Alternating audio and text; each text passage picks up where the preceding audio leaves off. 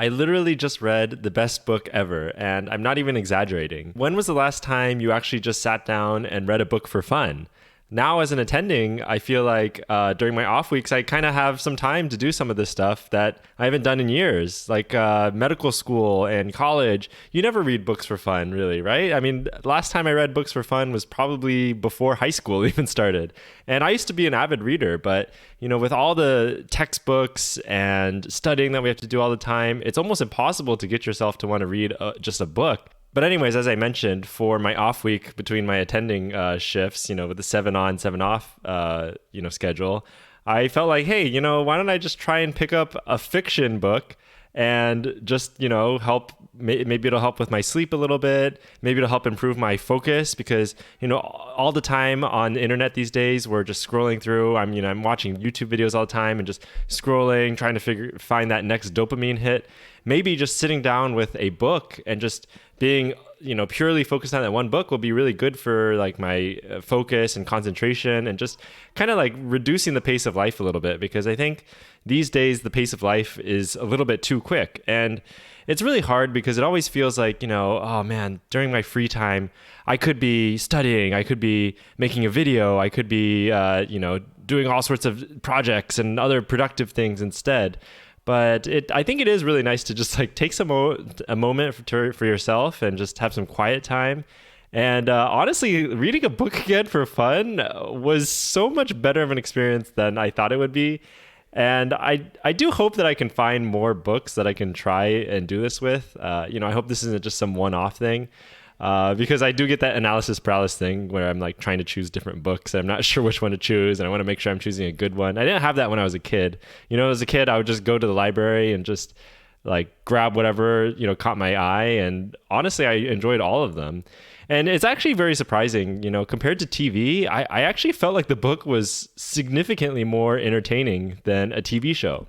Half the time when I'm looking for a TV show these days, I'm scrolling through, again, can't find which TV show is good to watch.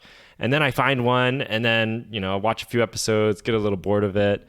But there's something different with the book. I think because it's very hard to succeed as a book because I don't know. I just feel like you need to have like a much higher bar of a standard of quality in order to succeed as a book and, get recognition and stuff and win awards.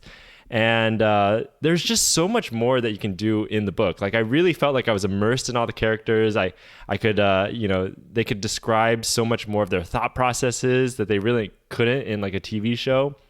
And I honestly just, I found myself laughing like multiple times throughout the book. Like I was like, man, this is like crazy how clever a little book could be, like describing a tiny little scene or something where a TV show might have difficulty kind of expressing that. And this whole time I was reading this book, I was like, man, this would be really good if they adapted this into a TV show. But then I was like, oh man, it would be really hard for them to try and actually, present this in a good way in a TV format. And so in a lot of ways, I felt like there was just so much more detail that could be brought to, the story because it was a book. One of the things I really like about reading books too is like at the end of every chapter, they always like find some clever way to make it like a little cliffhanger every single time at the end of a chapter. But yeah, I honestly blew through this book. I just like binged it in like 4 or 5 days actually. And at the end, I was actually kind of like rationing it. I was trying to like hold on to it for a little longer because I was just enjoying it so much. But the book I read was called The Apple Never Falls. Or let me see, I actually don't remember. I don't even know the title of the book. Apples Never Fall by Liane Moriarty. And it's kind of like this crime, mystery, murder case kind of thing. And there's so many complex family dynamics and just like so many humorous moments at the same time and like heartwarming moments. And just like, I don't know, I feel like there's just so many things where I could relate to the things that were happening in the book, even though it was a story about like potentially like a really bad murder case or something. The great thing is it was actually like my first time that I really truly used this Kindle. I've had this for like 3 years and just it's been sitting here, collecting dust. But with Kindles and using Libby, you literally can read all of these books for free. And I always felt like, I like the physical aspect of the book. I like that feeling. I also like to flip the pages a lot. It's one of my like bad habits, I guess you could say, but I just like to flip the pages. It's just like really satisfying to me. But this is like so easy to carry around. It's so lightweight. And I could read it in the dark, at nighttime when I'm trying to get ready for bed. And, my wife is already sleeping. I can just like turn the backlight on. And, but mainly, every single book on here that I want to read is pretty much available for free. You just have to sign up for Libby, and then you just sign up with your local library, and then you wait a couple weeks and you get any book you want for free. And so that by itself is just huge. And plus, you're not going to have all that, wasted storage space of, I bought this book and I bought this book, and now they're all just like sitting on my bookshelf here, and now my bookshelf is just like taking up so much room. So having this Kindle is actually something I'm looking forward to using a little bit more. And I'm hoping after I finish this next block, I can find another book that will be fun for me to read. And by the way, why am I still wearing scrubs right now? I don't know. I worked today, but I was not in scrubs before I made this video, and then I decided to put the scrubs on for the video. I don't know. It's just my YouTube outfit, I guess. And the other thing that was really great about using the Kindle is I actually found the quotes function to actually be really useful in keeping track of things that you found interesting and things that you wanted to keep in mind for the future. And so some of these quotes I just wanted to read to you. There might be some spoilers in here potentially if you are going to plan to read this book. But just some things that I thought were things that I could relate to that I mentioned earlier. This quote was, when she looked at photos of her children when they were little, she sometimes thought, did I notice how beautiful they were? Was I actually there? Did I just skim the surface of my entire damned life? Like, I don't know, something like that I just feel like is so applicable to like so many of us and how we live life these days. We're just go, just, seeking quick dopamine hits all the time. And I feel like, sometimes we do have to stop and think and notice, like, did we actually live in the moment, right? A couple other quotes, here's one about brown fat and white fat. I just thought it was funny because I used to do like brown fat research when I was in undergrad, and I'm like, wow, it's really cool that like this is just like showing up in this book. I was just like surprised that it came up. Really funny moments, for example, like this one, "Good morning, stability," cried Joe emotionally. She blushed. "I mean Hannah, I mean Savannah." Good heavens. Stan, who was sitting at the table eating bacon and eggs and doing the crossword, looked at her over the top of his reading glasses. "Are you having a stroke?"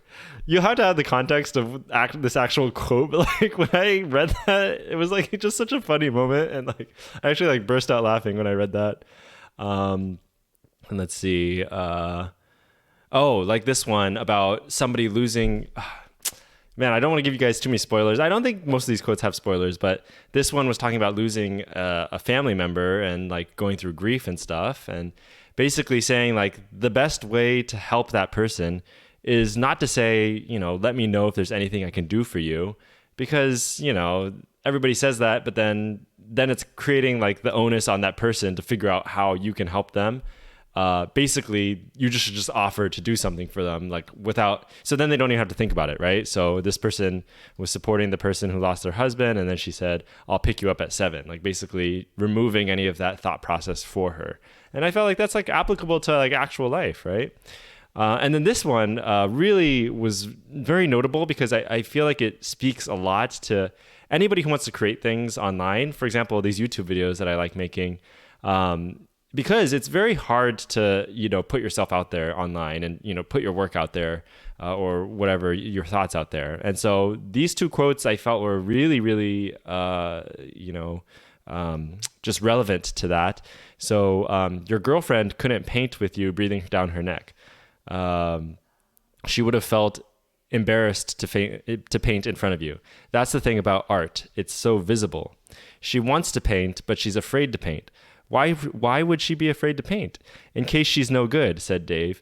In case she can't get what's in her head and her heart onto the canvas. Maybe she's afraid of being afraid, that she'll be so paralyzed by fear that she won't do a thing. She'll just stand there with her paintbrush, feeling like a fraud. Like, that's such a good quote. And like, I honestly feel like, this author probably had these same feelings when they just started writing books. And now they have like 5 or 6 best-selling books. Like, obviously, if this person's writing this good all the time, they have a track record of success at this point. But all the time, I mean, this applies to everybody in medicine too. It applies to all of us as physicians, The imposter syndrome, feeling like a fraud. Even after multiple repetitions, you still feel like an imposter all the time. Like I still feel like an imposter half the time. And it's the same thing for anybody who's thinking about creating a video online or posting any of their content online or just sharing their knowledge. It's so visible, right? And it does make you feel very self-conscious about how people are going to perceive you. And you're not right all the time, right? Like when I say things, they're not necessarily correct all the time. And so this just shows how like this fiction book is really just giving so much perspective at the same time as telling a really compelling story and also just being really entertaining to read. And the last quote I just want to read to you guys, I think this like the final quote I wanted to show you guys, but you can choose the right shot, you can have a good swing and a good technique, you can do everything right and it can still go wrong. No player, no matter how good, makes 100% of their shots. This can apply to so many aspects of anybody's lives, but especially as physicians, we can make the right decisions. We can make the right diagnoses and treatments and important management decisions. And even then, the disease may surprise us or the patient may, have a bad consequence because of the disease process. And even if you do everything right, sometimes things are not going to go right. And, even in life, just outside the hospital, this can apply to so many scenarios too. So I just felt like there's a lot of really good quotes in here. But yeah, going back to choosing another book, another part of me is like, man, should I choose those nonfiction books or another fiction book? Oh man, if I choose a fiction book, I'm just wasting my time again. In nonfiction books, I could read about business and investing and, self-improvement and all those things, which I love reading. I read so many of those famous books, like How to Win Friends and Influence People and, the 7 Habits of Effective Work, whatever. The Power of Habit. Oh, Atomic Habits. That was a really good one. But, after a while, they all kind of start saying the same thing.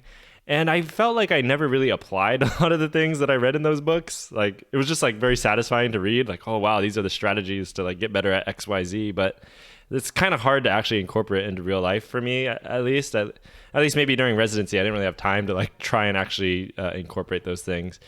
But yeah, I'm thinking, sometimes I feel like I want to pick a nonfiction book because it feels more productive and more applicable to my life. But I think I really should just go with another fiction book because I think the amount of enjoyment that it brought me is like far surpasses what, reading another self-help, self-improvement book would be able to provide me. Like it was just so entertaining. I felt like I could relate to certain things, and it honestly gave me like a little bit more perspective on my own life too.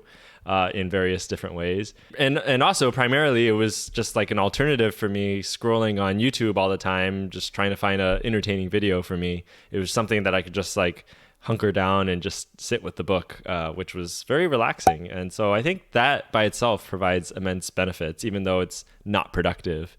So anyways, I'm curious on your thoughts about reading. Were you able to keep up with reading in medical school and college, especially, fiction books or even just reading for entertainment? Or what are you reading? And if you have any recommendations for books that I should read, I would love to hear about them. If you can put them down in the comments below, I'll definitely check them out because right now I'm totally at a loss for which books to choose next.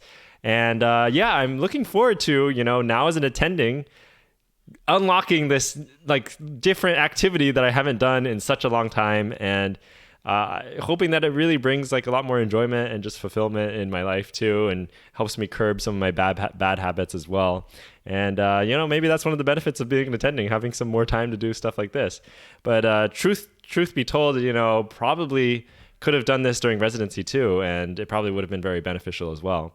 But anyways, let me know your thoughts about reading and any book recommendations down in the comments below. Thanks again for watching, and I'll see you in the next video. Peace.